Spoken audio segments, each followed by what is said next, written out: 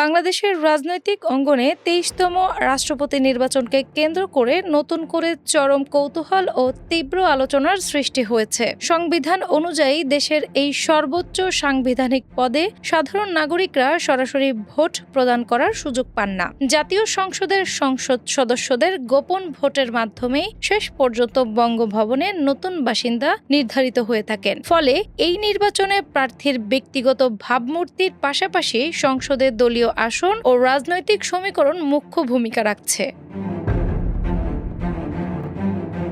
ক্ষমতাসীন দল বাংলাদেশ জাতীয়তাবাদী দলের পক্ষ থেকে ইতোমধ্যেই দুটি আলাদা মনোনয়নপত্র সংগ্রহ করা হয়েছে।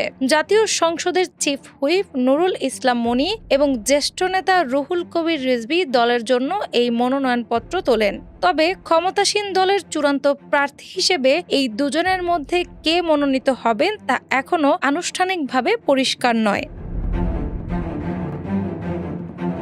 অন্যদিকে রাষ্ট্রপতির নির্বাচনে অংশ নিতে ১১ দলীয় জোটের পক্ষ থেকে অলি আহমেদকে তাদের প্রার্থী হিসেবে ঘোষণা করা হয়েছে।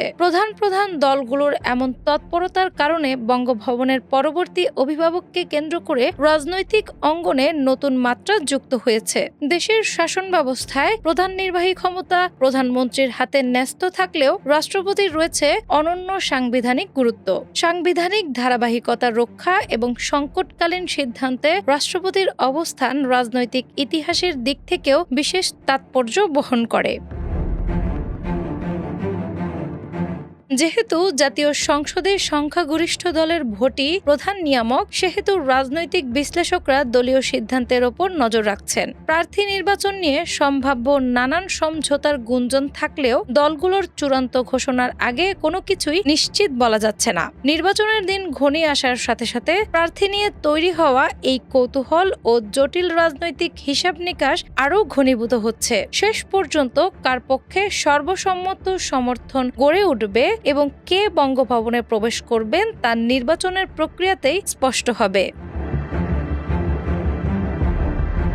অ্যানি আক্তার, বাংলা বাজার পত্রিকা।